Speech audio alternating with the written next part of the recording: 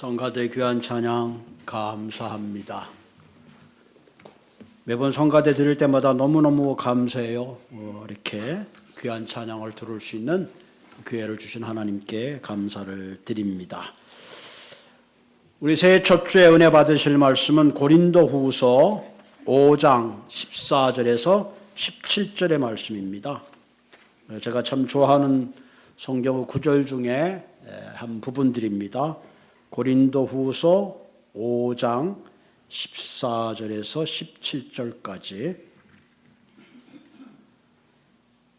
우리 한 목소리로 우리 합독하시도록 하겠습니다. 그리스도의 사랑이 우리를 강권하시는도다. 우리가 생각건대 한 사람이 모든 사람을 대신하여 죽었은즉 모든 사람이 죽은 것이라. 그가 모든 사람을 대신하여 살아있는 자들로 하여금 다시는 그들 자신을 위하여 살지 않고 오직 그들을 대신하여 죽었다가 다시 살아나신 위하여 살게 하려 함이라. 그러므로 우리가 이제부터 어떤 사람도 육체를 따라 알지 아니하노라. 비록 우리가 그리스도를 육신을 따라 알았으나 이제부터는 그같이 알지 아니하노라. 그런즉 누구든지 그리스도 안에 있으면 새로운 피조물이라. 이전 것은 지나갔으니 보라 새 것이 되었도다. 아멘. 그런즉 누구든지 그리스도 안에 있으며 새로운 피조물이라. 이전 것은 지나갔으니 새 것이 되었도다. 제가 이 말씀을 고등학교 때 암송을 하고 있었어요.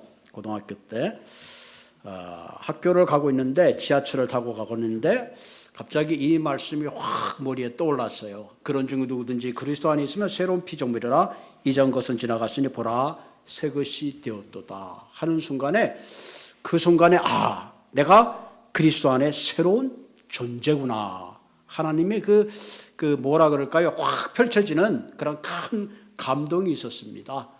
그래서 내가 그리스도 안에 새로운 피조물이구나. 하나님의 자녀구나 하는 그런 마음에 큰 감동이 있었던 것이 기억이 납니다. 여러분, 새로운 피조물이란 말은 새로운 존재다 그런 말입니다. 내가 노력하고 애를 써서 내가 도덕적으로 윤리적으로 좀 나아졌다, 좀 더 좀 더 나은 존재가 된 것이 아니라 완전히 새로운 뉴빙이 된 겁니다.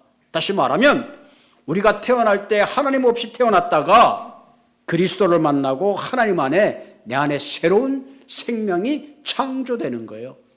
하나님의 진노의 자녀, 하나님 앞에 갈 수 없었던 그런 존재가 그리스도 때문에 이제는 영원한 하늘의 기업을 상속받는 상속자가 되었다. 그래서 우리를 그것을 born again 그런 말을 하죠. 그래서 우리는 신앙생활하면서 여러분 한 사람 한 사람이 이런 마음의 큰 감격을 반드시 경험해야 합니다. 내가 이제 거듭난 존재구나, 새로운 피조물이구나 하는 그런 확신 속에 신앙생활 하시기를 바랍니다. 오늘 설교 제목이 새로운 피조물이라. 이 피조물이라는 말 자체가 참 은혜스러워요. 나는 새로운 창조자가 아니고 하나님이 나를 만드셨다. 피조물이라는 말 속에 하나님은 나의 주인이시다 그겁니다.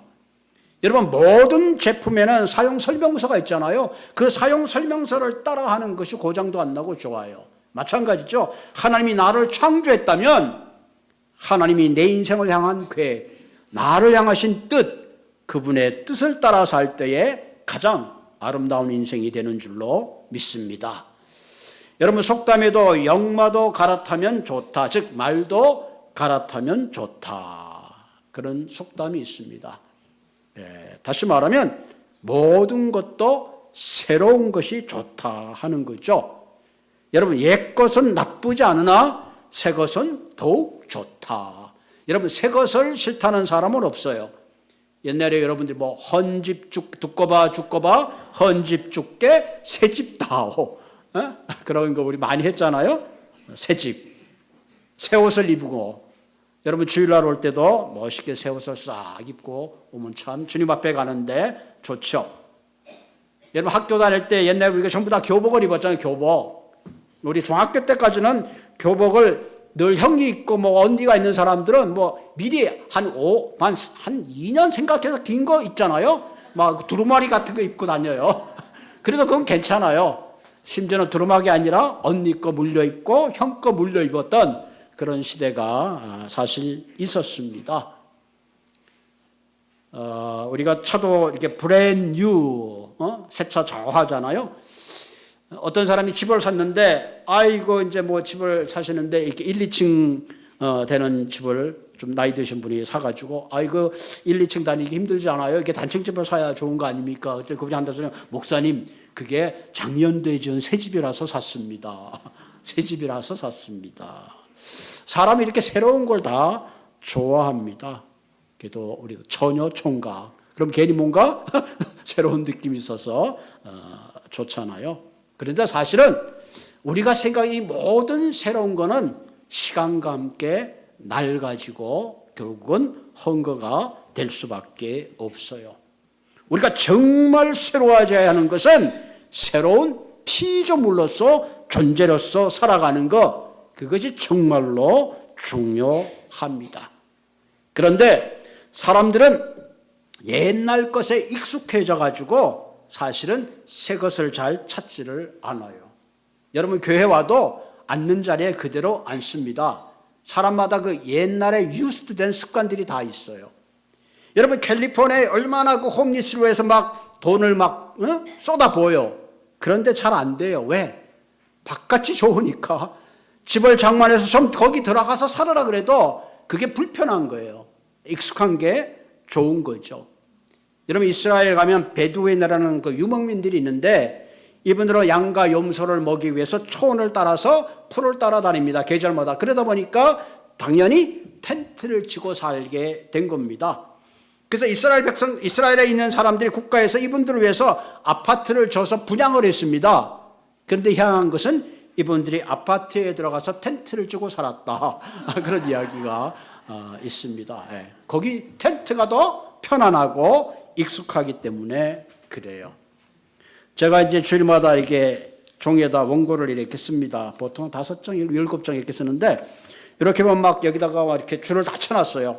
제가 이걸 맨 처음에는 설교를 생각하고 타이핑을 하고 읽고 줄을 치고 하다 보니까 이렇게 대충 줄을 쳐놓으면 내가 할 말이 대충 하이라이트 돼 있으니까 볼 수 있습니다. 그런데 요즘 우리 젊은 목사님들 보니까 이런 거 안 들고 다니더라고요. 아이패드 딱 들고 그냥 폼나게 이렇게 해가지고 야 나도 한번 좀 그렇게 한번 해봐야 되겠다 올해는.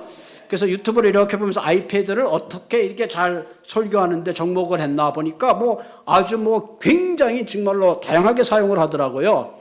그래서 올해는 한번 그걸 좀 사용해 보려고 그러는데 아직도 준비가 안 돼서 준비가 되면 나도 폼나게 아이패드 놓고 한번 설교를 해보려고 합니다. 할렐루야. 예. 우리는 옛날 것에 너무너무 익숙해져서 새로운 걸 시도하는 게 사실은 참 어려워요. 그런데 그 이유가 뭐냐? 너무 옛날에 익숙해서 그렇습니다. 때로는 우리가 새로워지지 못하는 이유 중에 하나는 내 능력이 부족해서, 때로는 결심하는 대로 되지 않을까 봐 그런 두려움 때문에 우리가 새로운 변화를 시도하지 못합니다. 여러분 우리 가만히 생각해 봅시다. 내가 예수를 믿기 전과 예수를 믿은 다음에 어떤 변화가 있었는가? 정말 내가 그리스도 안에 새로운 존재라면 새로운 존재의 어떤 생명에 그런 변화가 있어야 되는데 그렇지 않고 여전히 죄 가운데 여전히 과거지향적으로 새 사람이 아닌 여전히 한 사람으로 살아간다면 하나님 보실 때에 너무 안타까울 수밖에 없다 하는 거죠. 그러면서 오늘 본문은 그런즉 누구든지가 참 중요해요. 누구든지 예수 그리스도를 믿으면 새로운 피조물이 될 수 있다 그런 얘기입니다.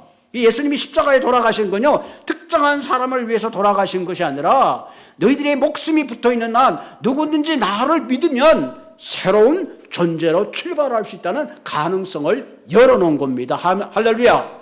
그래서 지금이 은혜의 때다. 지금이 은혜의 때다. 누구든지 그리스도 앞으로 나오면 값없이 주는 생수를 마실 수 있다. 그런데 그 기회는 여러분 인생에게 각자 리미트로 주어져 있어요. 60년, 70년, 100년이든 누구든지 그리스도 안에 오면 새로운 피조물이 될 수 있다. 그다음 두 번째 뭐예요? 그리스도 안에 있으면 그 다음에 새로운 피조물이 된다. 이런 얘기죠. 여기서 누구든지 새 사람이 된다는 말은 아무나입니다. 남자든지 여자든지 가난한 사람이든지 많이 배운 사람이든지 부자든지 헬라인이든지 유대인이든지 상관이 없어요. 예수님께서 온 인류를 구원하시기 위해서 죽으셨기 때문에 그렇죠. 자, 두 번째는 보면 그리스도 안에 있으며 우리가 새로운 피조물이 된다는 것은 내가 새로운 피조물이 될 수 없어요. 내가 아무리 노력해서 남재은이라는 사람은 남재은이라는 사람이 될 수밖에 없어요. 나는 나의 DNA를 체인지할 수 있는 힘이 없어요. 육체적으로 DNA를 타고 났기 때문에 그렇습니다. 다시 말하면 우리가 그리스도 안에 새로운 존재가 된다는 것은 내가 공부를 많이 하고 선한 일을 많이 하고 학습을 하고 윤리적으로 도덕적으로 내가 어떤 성인이 된다고 새로운 피조물이 되는 것이 아니라 그리스도 안에 있어야 됩니다. 아멘. 그리스도의 생명이 있을 때에 우리는 그리스도의 자녀가 되는 거죠. 그래서 우리가 기독교 용어로 이거를 born again 그럽니다. 거듭나야 된다. 다시 태어나야 된다. 어디서? 그리스도 안에서. 그러니까 누구든지 그리스도 안에서 다시 태어나면 어떤 존재가 된다? 새로운 존재가 된다. 새로운 존재가 된다. New creation. 원래 하나님은 하나님의 형상으로 우리를 창조하셨습니다. 그런데 한 사람의 범죄함으로 말미암아 하나님의 형상을 잃어버렸어요. 그런데 그 잃어버렸던 형상을 예수 그리스도가 오셔서 우리가 예수 그리스도를 만남으로 하나님의 형상을 새롭게 만들어가는 거죠. 그 생명이 우리 안에 새롭게 오신 겁니다. 그래서 우리는 그것을 새로운 존재, 새로운 being 그렇게 말합니다. 우리가 그리스도 밖에 있을 때, 그리스도 안에 있을 때, 그전에는 죄인이었던 우리가 그리스도 안에 있으면 의인이 되는 거예요. 그리스도 밖에 있으면 심판의 대상이었지만 그리스도 안에 있으면 새로운 존재가 되면 은혜의 대상이 되고 하나님의 자녀가 되는 겁니다. 자, 그렇게 되면 어떤 변화가 있느냐? 삶의 새로운 가치관이 생기는 겁니다. 여러분 에베소서 2장 10절에 보면 우리는 그가 만드신 바라 그리스도 예수 안에서 선한 일을 위하여 지음을 받은 자니 이 일은 하나님이 전에 예비하사 우리로 그 가운데 행하게 하려 하심이라. 하나님은 우리를 창조하셨는데 그 중요한 이유는 그리스도 안에서 선한 일을 하기 위해서 지으셨다 하는 겁니다. 자, 그래서 오늘 본문을 통해서 오늘 세 가지를 나누려고 합니다. 누구든지 그리스도 아니면 새로운 피조물로서 살아가기 위해서 우리의 어떤 가치관이 달라져야 되느냐? 첫째는 우리의 삶의 자랑이 달라져야 합니다. 이때까지 나를 자랑하고 나를 쇼업하고 나의 업적, 나의 스펙을 자랑하고 살아왔다면 이제부터는 새로운 존재가 되는 그 순간부터는 우리의 자랑이 그리스도가 되어야 된다 하는 겁니다. 본문 9절에 보면 그런즉 우리는 몸으로 있든지 떠나 있든지 주를 기쁘시게 하는 자가 되기를 힘쓰노라. 여러분 바울의 삶의 동기는 하나님을 자랑하는 것으로부터 출발했습니다. 영성의 가장 중요한 핵심이 뭐냐면은 그리스도를 자랑한다. 이 자랑한다는 말은 히브리 말로 포보스라는 뜻인데 하나님을 경외한다. Praise the Lord. 여러분 하나님을 찬양하는 것이 얼마나 굉장한지 몰라요. 여러분 신명기 10장 12절에 보면 여호와께서 내게 요구하는 것이 무엇이냐? 곧 내 하나님 여호와를 경외하는 것이라. 경외하는 것이라. 전도서 12장 13절에 보면 일의 결국은 다 들었으니, 이 말은 일의 결국은 다 들었다는 얘기는 모든 인생은 세잔하고 돌아간다는 거죠. 그러나 하나님을 경외하고 그의 명령을 지킬지어다. 이것이 사람의 본분이니라. 아멘. 하나님을 경외하고 그분을 자랑하고 그분의 명령을 따라 사는 것이 인생의 가장 중요한 본분이다. 본분. 이 본분이란 말은 원래 뜻이 전부다 하는 거죠. 전부다. 그래서 루터는 모든 사람이 지고 있는 의무라 그랬습니다. 시편 103편 17절에 보면 여호와의 인자하심은 자기를 경외하는 자에게 영원부터 영원까지 이르며, 하나님을 경외할 때 하나님의 인자하심이 영원에서 영원까지 이른다 하는 거죠. 그래서 바울은 나는 십자가와 복음 외에 자랑할 것이 없다 그렇게 얘기했습니다. 고린도전서 2장 2절에 보면 내가 너희 중에서 예수 그리스도와 그 십자가에 못 박히신 것 외에는 아무것도 자랑하지 않기로 작정했노라. 사실 바울은 자랑할 게 참 많이 있었어요. 그의 가문도 자랑스러웠고 그의 스펙도 자랑스러웠고 그는 베냐민 중에 베냐민, 유대인 중에 유대인이요, 그가 가지고는 정치적인 많은 것도 자랑할 수 있었는데 이제부터는 나는 그리스도 예수만 자랑하겠노라. 왜 그랬을까요? 십자가만이 우리의 인생을 주님께로 인도하는 길이요 하나님을 만나는 유일한 패스워드이기 때문에 그렇습니다. 십자가의 복음만이 우리 인생의 영원한 구원의 길인 것을 바울은 알았습니다. 그래서 바울은 갈라디아서 6장 17절에 보면 이후로는 누구든지 나를 괴롭게 하지 말라. 내가 내 몸에 예수의 흔적을 가졌다. 바울은 다메섹에서 부활하신 예수 그리스도를 만나서 특별한 영적 경험을 했습니다.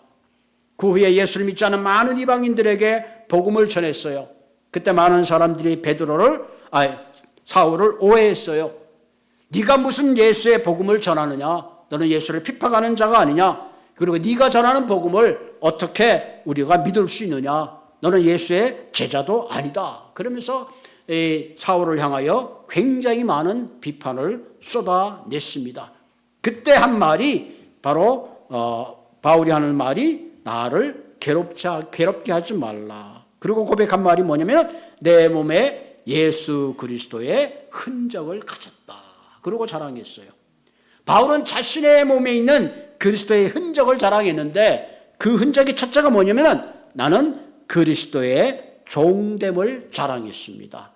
여러분 옛날에 종들은 낙인을 찍어서 그것이 그 사람이 주인의 소유인 것을 표시했습니다. 그래서 바울은 자기가 예수 때문에 받는 상처, 시련, 그것을 그는 오히려 자랑스럽게 생각했습니다. 그래서 여러분 성경에 보면 고린도후서 11장 23절에서 27절에 보면 바울이 예수를 자랑함으로 그가 가졌던 흔적들을 이렇게 고백하고 있습니다. 나는 유대인에게 40에 관한 매를 5번이나 맞았고 돌에 맞았고 3번 파서냈고 일주일 깊은 바다에서 지냈으며 옥에 갇히기도 하고 강도의 위협과 동족의 위협과 이방인의 위협과 광야의 위협과 거짓 형제들의 위험과 그 여러 번 자지 못하고 줄이고 목마르고 여러 번 춥고 헐벗었노라. 여러분 이와 같은 고난과 역경이 있었는데 바울은 오히려 이런 고난이 나가 예수 그리스도의 흔적으로 자랑스럽게 여긴다. 그리스도의 종으로서 나는 자랑스럽게 여긴다. 아멘. 여러분 우리가 신앙생활을 하면서 이런 마음이 있어야 돼. 내가 하나님의 자녀됨을 자랑스럽게 여겨야 되고 내게 찾아오는 고난을 자랑스럽게 여길 수 있어야 합니다.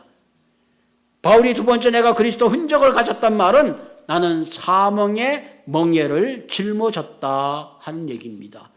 고린도서 9장 16절에 보면 내가 복음을 전할지라도 자랑할 것이 없으면 내가 부득불할 일이라. 만일 내가 복음을 전하지 않으면 내게 화가 있을 것임이라.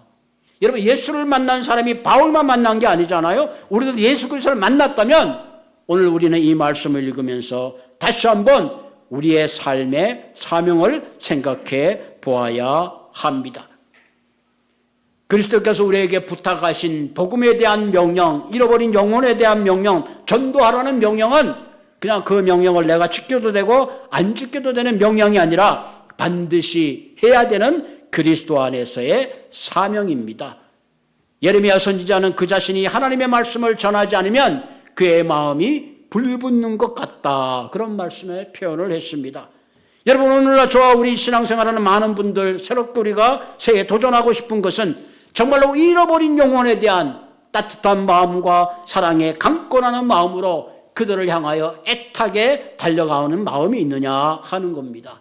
그런 것이 없다면 우리는 다시 한번 주님 앞에 이런 불붙는 마음을 달라고 기도해야 될 것입니다. 세 번째, 바울이 내가 그리스도의 흔적을 가졌단 말은 주님이 나와 함께 하신다 하는 그런 의미를 담고 있습니다. 바울은 자신이 옥에 갇혔을 때, 매를 맞았을 때, 굶주릴 때도 하나님이 그와 함께 있었음을 알았습니다. 그렇기 때문에 그는 모든 고난과 고통을 이길 수 있었다 하는 겁니다. 그런 의미에서 그리스도 안에 새로운 존재로 살아간다는 것은 내가 그리스도가 내 삶의 자랑이 되고 그리스도가 내 삶의 사명이 되는 삶을 사는 것, 그것이 바로 그리스도 안에 새로운 존재요 내 삶의 자랑이 되어야 합니다. 두 번째로 우리가 그리스도 안에 새로운 피조물로 살아가기 위해서는 삶의 동기가 달라져야 합니다. 여러분, 13절에 보면 우리가 만일 미쳤어도 하나님을 위한 것이요 온전하여져도 너희를 위한 것이다. 바울은 종종 복음을 전하다가 미쳤다는 소리를 들었어요. 야, 너 얼마나 학문도 좋고 가문도 좋은데 왜 그렇게 엉뚱한 짓을 하느냐? 수많은 사람들이 오히려 바울을 미쳤다 그랬어요. 바울은 복음을 전하다가 막 감옥에 갔어요. 바울은 복음을 전하다가 그의 삶의 모든 것들을 잃어버렸습니다. 심지어는 사도행전 26절에 보면 바울이 이같이 변명하며 베스도가 크게 소리하여 가로되 바울아, 내가 미쳤도다. 내 많은 학문이 너를 미치게 하였다. 왜? 감옥에서도 찬송을 하고 감옥에서도 복음을 전하니까 내가 미쳤다 그러는 거죠. 그랬더니 25절에 보면 바울이 가로되 베스도 각하여 내가 미친 것이 아니요 참되고 정신 차린 말을 하나이다. 여러분, 옛날에 그 지하철 타고 가면 막 복음을 들고 예수 믿으셔 예부천당 그러면 저도 예수 믿었지만 차 해도 너무한다. 근데 좀 조용히 하지. 좀 어떨 때는 창피한 느낌도 있었어요. 그러나 사실은 진짜 예수를 믿으려면 여러분 따라합시다. 한 번쯤은 미쳐야 한다. 여러분 생각해 보세요. 내 사랑하는 남편이, 내 사랑하는 자녀가 이 땅에서 좋은 거 먹고 가족으로 살고 있는데 마지막 육신의 장막을 먹고 예수 믿는 사람 천당 가고 예수 믿지 않는 사람 지옥 간다 그러면 여러분, 천당과 지옥에 분명히 내가 있는 걸 안다 그러면 어떻게 내 사랑하는 남편을 위해서 구원하지 않고 내 사랑하는 자녀를 위해서 애쓰지 않겠습니까? 그것은 지극히 당연한 거. 그런데 그 교회가 내 생명이 붙어 있는 동안입니다. 여러분, 그거 굉장히 중요해요. 내가 살아있는 동안 하나님이 내가 하나님을 섬길 수 있는 기회를 주신 거예요. 세상에 빛이 있는데 빛이 이 땅에 왔는데 어둠이 있어서 빛을 알지 못했다 그랬어요. 예수님이 이 땅에 왔는데 사람들이 깨닫지 못했다 그랬습니다. 여러분, 우리가 예수를 믿고 있지만 얼마나 많은 사람들이 여전히 자기의 열심을 가지고 도덕을 가지고 의를 가지고 살아가는지 몰라요. 저는 그런 사람들을 정죄하는 게 아니라 예수 믿는 우리가 그 생명에 대한 안타까움을 가지고 구원하고 구원해야 됩니다. 아멘. 모르겠어요. 올해 한 해 동안 하나님이 자꾸 저에게 그런 마음을 주세요. 한 영혼을 구원해야 된다. 구원해야 된다. 여러분, 우리끼리 좋은 거 먹고 좋은 행사하고 이 따뜻한 데서 예배 드리는 거 너무너무 중요하고 귀한 일입니다. 그러나 올 한 해 동안 하나님, 우리 한 영혼 구원해야 됩니다 하는 귀한 마음이 있기를 바랍니다. 오늘 보면 14절에 보면 그리스도의 사랑이 우리를 강권하시도다. 우리가 생각하는데 한 사람이 모든 사람을 대신하여 죽었은즉 모든 사람이 죽은 것이라. 이게 두 가지가 있는데 하나님의 그리스도의 사랑이 우리를 강권한다. 강권한다는 게 굉장히 중요해요. 여러분, 내가 예수 믿으십시오 그러면 그런 말 하기 참 좀 쑥스럽기도 하고, 요즘 같은 세상에 그냥 자기 밥 먹고 좀 점잖게 사는 거지, 뭐, 너나 잘 믿으면 되지, 뭐, 굳이 뭐 믿으라 그럴 게 뭐가 있나? 사실 그렇잖아, 그죠? 누구 보고, 교회 나오십시오 하는 말도 좀 쑥스럽고 몇 번 하다 그 사람 거절하면, 그래, 그냥. 좋은 게 좋은 거지. 걔한테 자꾸 얘기했다가 관계만 틀어지지, 뭐 이런 세계하고 양보할 때가 얼마나 많아요. 그렇지 않아요. 그리스도의 사랑이 강권하시도다. 여러분, 우리가 교회 일을 할 때도 그리스도의 사랑이 강권하시도다 강권하는 힘으로 해야 돼요. 그래서 무슨 일을 해도 뭐 이런 얘기, 밥이 뭐 질다 그러든 짜다 그러든 it doesn't matter. 그리스도의 사랑으로 강권하고 달려가다 보면 주의가 보이지 않습니다. 한 영혼 사랑하는 마음이 있으면 어떻게 하든지 그를 구원하기 위해서 애를 쓸 수밖에 없어요. 예수님의 제자였던 베드로는 계집종 앞에서 3번씩이나 예수를 모른다고 부인했습니다. 그리고 부활하신 예수님이 찾아와서 베드로에게 물어보는 질문은 이거였어요. 베드로야, 왜 너 나를 부인했느냐? 너 왜 이렇게 치사하게 감옥에까지 죽는 자리까지 같이 간다 그러더니 왜 그러는 거야? 남자가 한 입을 가지고 그러면 되겠어? 야단치지 않았어요. 베드로에게 네가 나를 사랑하느냐? 사랑하느냐? 그때 베드로는 주님, 내가 주님 사랑하는 거 주님이 아십니다. 옛날 같은 내가 주님 사랑합니다 그랬었는데 이제는 그렇게 대답하지 않았어요. 나도 내 마음 어쩔 수 없습니다. 주님, 주님의 사랑하는 사랑의 관건의 힘을 주십시오 하는 그런 의미죠.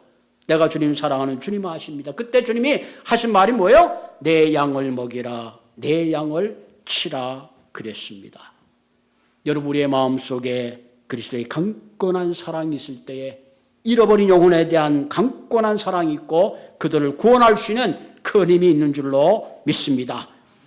구세군 창지자인 윌리엄 보스는 감리교의 목사님이었어. 원래 이분이 예수님을 믿고 그 그리스도의 강건한 사랑에 견딜 수가 없었어요. 그래서 이분이 저기 그 런던 시내에 가서 광대 옷을 입고 예수 믿으십시오, 예수 믿으면 천당 갑니다, 예수 믿고 새 생명 얻으십시오.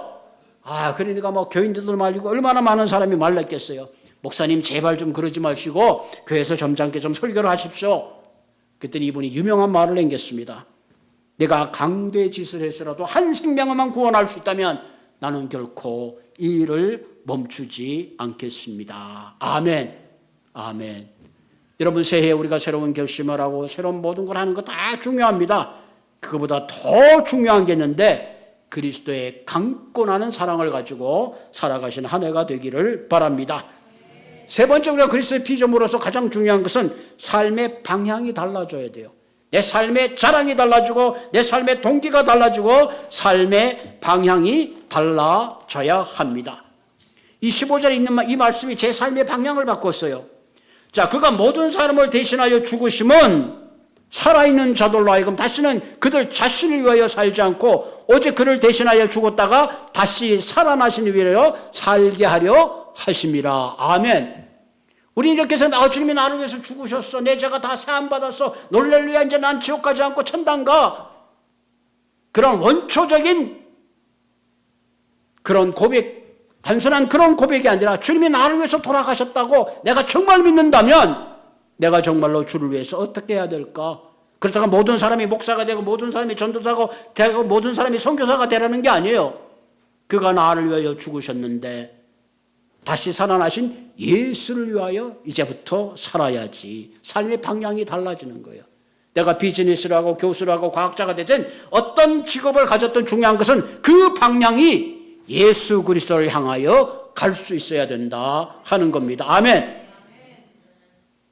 나를 대신 죽었다가 다시 살아나신 분은 더 이상 나를 위해서 사는 것이 아니라 그를 위해서 살게 하시는 겁니다. 회심이라는 것은 방향을 바꾸는 거예요.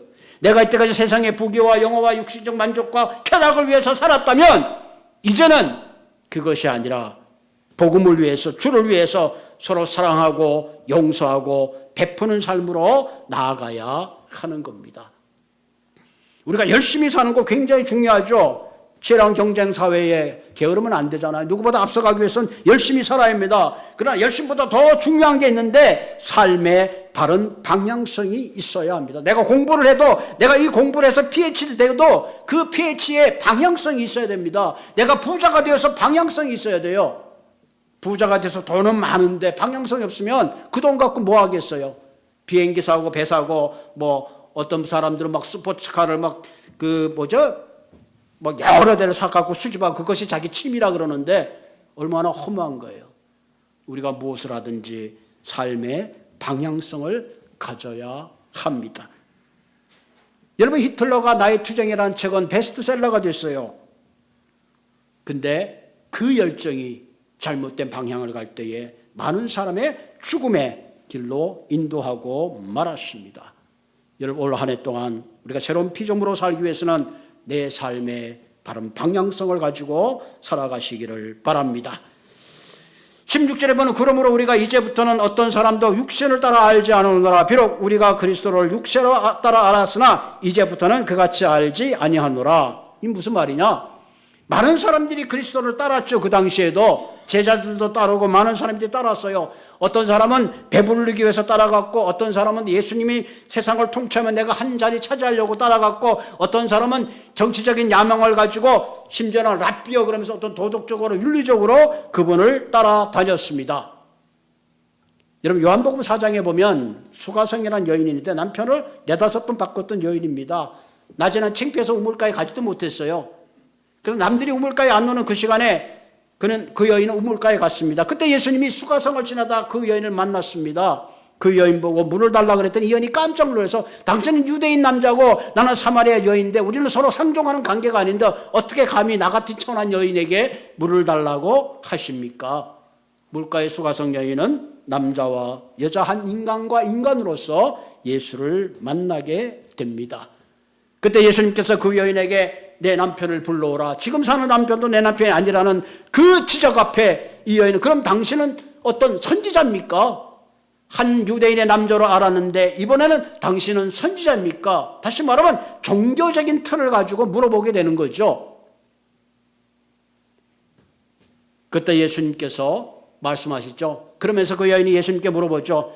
우리는 지금 사마리아에서 예배를 드리는데 도대체 예루살렘에서 예배를 드리는 게 옳습니까? 사마리아에서 예배를 드리는 게 옳습니까? 그때는 예수님께서 말씀하시죠. 예배하는 자는 신령과 진정으로 예배할지니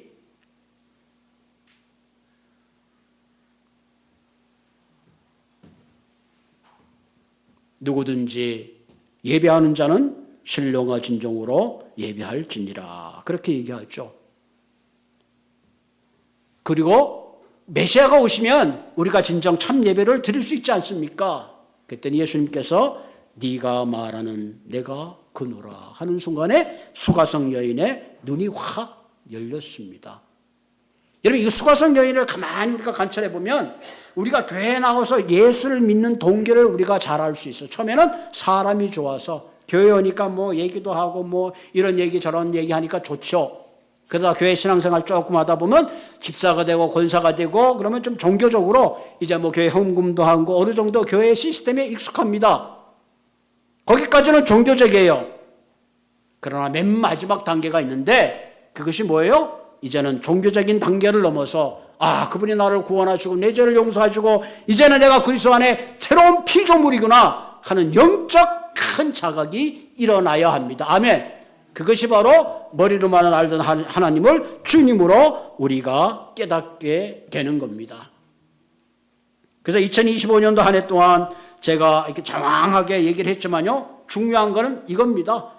올 한 해 동안은 인간적으로 알던 예수님, 종교적으로 알던 예수님이 아니라 이제는 내가 그분을 가슴으로 알고 영적으로 그분은 나의 구세주야. 그분이 나를 구원하셨어. 나는 새로운 피조물이야. 그러면서 여러분의 인생의 자랑이 되고 삶의 동기가 되고 삶의 새로운 방향을 제시하는 주님으로 고백하는 그런 한 해가 되기를 주님의 이름으로 부탁을 드립니다. 우리 같이 기도하겠습니다. 하나님,